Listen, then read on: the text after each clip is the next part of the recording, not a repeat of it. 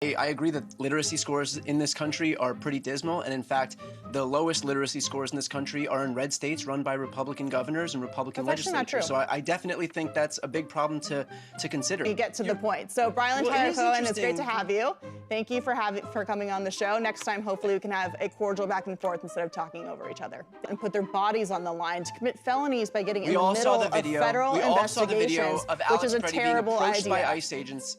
So that issue used to be important to you, and yet now you have a rogue agency killing people with impunity. We're not going to see any justice for Renee Good. So in this clip, we are going to see News Nation host Katie Pavlich try and do a gotcha when it comes to Brian Tyler Cohen, and he's going to literally lay out a statistical fact that is going to completely shut down her argument and literally leave her with pie in her face. That's a saying that we say over here regularly in the UK. So as usual, let's watch the clip in full. I'm going to hold my thoughts and my perspective towards the end, and then I'm going to chime in. Let's not waste any time. Let's get into it. Joining me now is Brian Tyler Cohen, progressive YouTuber. Brian, great to see you again. Thanks for coming back on the show. Thanks for having me. Do you think that the dancing is really a productive way to get reforms of ICE that the left is calling for? I think everybody should speak out in the way that they can be most effective. And so if dancers want to dance, then good on them. If there are students who want to walk out, good on them. If there are legislators who want to actually do something, good on them. We can all do our part. And I don't think that we should be, saving smoke for people who are trying to, offer up what little they can to draw attention to this, when there are other people who are just basically apologizing for ICE's overreach.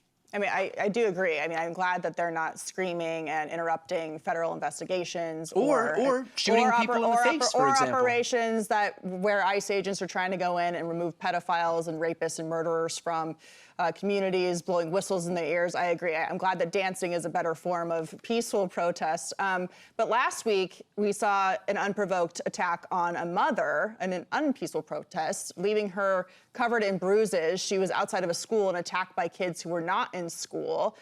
Why is the left radicalizing these students to not only leave school, where the country has a 54% rate of not being able to read, in order to go out and then attack people who are just asking them to calm down? Yeah, I mean, look, I agree that literacy scores in this country are pretty dismal. And in fact, the lowest literacy scores in this country are in red states run by Republican governors and Republican legislatures. So I definitely think that's a big problem to consider. I mean, if you look at places like Oklahoma, for example, if you look at places like Arkansas, I mean, these are, Mississippi, Louisiana, these have the lowest test scores in the country. But that, I'm assuming that's not what you want to speak about. I'd be happy to talk about Mississippi. It's actually much better than the majority of the blue states in this country in terms of education. It's actually a great story about education, but that's not about ICE, which is what we're talking about now.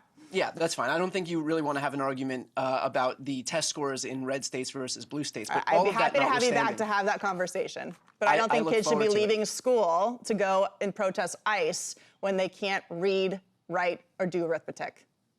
Look, I think that we have a very important First Amendment right in this country, and if kids want to use what platform they have to step out of school to protest the overreach of a tyrannical government and a lawless rogue agency, then I support their ability to do that. Again, look, you're going to find individuals who are going to be violent, and you're never going to see me defend anybody who brings violence into the situation. So I'm not going to defend that. And certainly, there are people everywhere who are going to resort to violence, and I think you and I can both agree that that's not acceptable. I would agree, regardless of where it happens. Yeah. But if in terms of kids walking out of school, I'm completely I think civics in this country is obviously very important, and if kids are going to be paying attention to politics, paying attention to what's happening in their country, I think that more power to them if they can walk out. I think if athletes at the Olympics have something to say and use that platform, more power to them. The more people that can speak up. I mean, I am not of this mind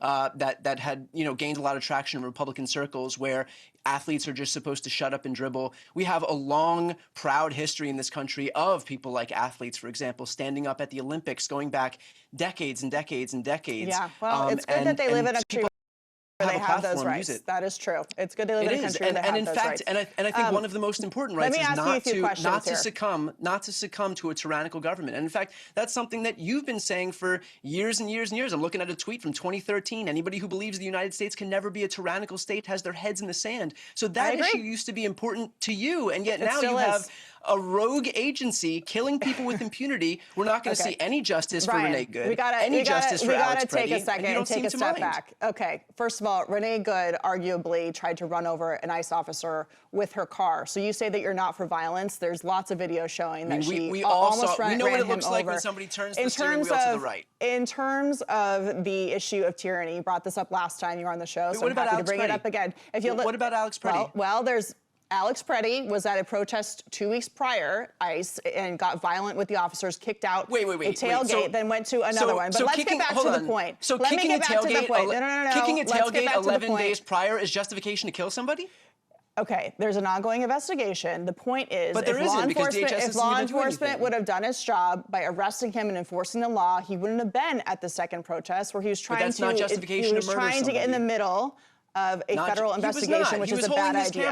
Not to mention that officials, including the lieutenant governor in Minnesota, were telling people to go out and put their bodies on the line to commit felonies by getting in the middle of federal investigations, which is a terrible idea. By ICE agents. We all saw the video of Alex Preddy being approached by ICE agents. We also saw the video of him weeks prior agitating and getting violent with ICE agents, which you just said that you're against violence.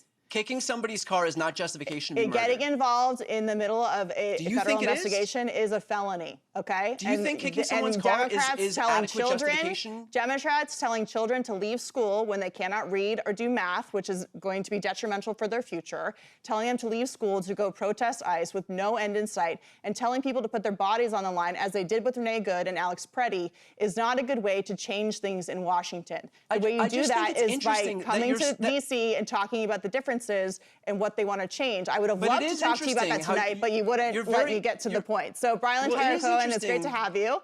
Thank you for coming on the show. Next time, hopefully, we can have a cordial back and forth instead of talking over each other. Thank you very much. Thanks for having That was legendary. And the reason as to why that is legendary is because she's ended the interview because Brian Tyler Cohen has absolutely left her with pie in her face. Absolutely. And that's the reason why she's ended the interview early, because he's literally had her up. And she knows it. First and foremost, the fact that it is that she tried to lie about the statistics when it comes to the lowest education rates. It is absolutely embarrassing. Absolutely embarrassing. And this is what I love. Everything that it is that Brian Tyler Cohen said was true. This red states like Mississippi, ranks 49th, 49th out of 50. Louisiana, 48th. Arkansas, 47th. Oklahoma, 45th. He wasn't lying about what it is that he said. But from the moment that Brian Tyler Cohen came on and gave those statistical facts, she knew that he had clocked her and it was over. There was no conversation to be had, no back and forth to be had. She had no leg to stand on. And because of that, what did she do? She ended the interview early. It backfired. Her complete plan completely backfired in her face. And this is what I consistently say to you guys on this channel. When people that are on the right, Republicans, MAGA, GOP, whatever you want to call them, when they are confronted with people who, number one, are educated on what they're talking about, but number two, are going to give them pushback, they completely fall apart. Even when you see these same people come across the pond and do interviews here in the UK, when they're confronted with someone like a Victoria Derbyshire, someone like a Lewis Goodall, people who are actually going to push back and hold them to account, we see them fall apart and we see them crumble and burn and suffer a complete head loss. And that's exactly what happened here with Katie Pavlich. She wasn't prepared. She didn't think that Brian Tyler Cohen had receipts to expose her hypocrisy, because this is the thing with Republicans. There's always a tweet.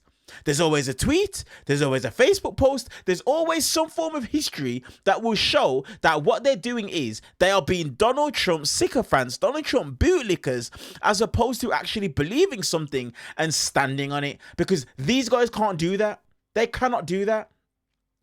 BTC was 100% correct in the statistics that it is that he gave when it comes to the most educated states. The least educated states are factually red states. That's not an argument. That's a fact.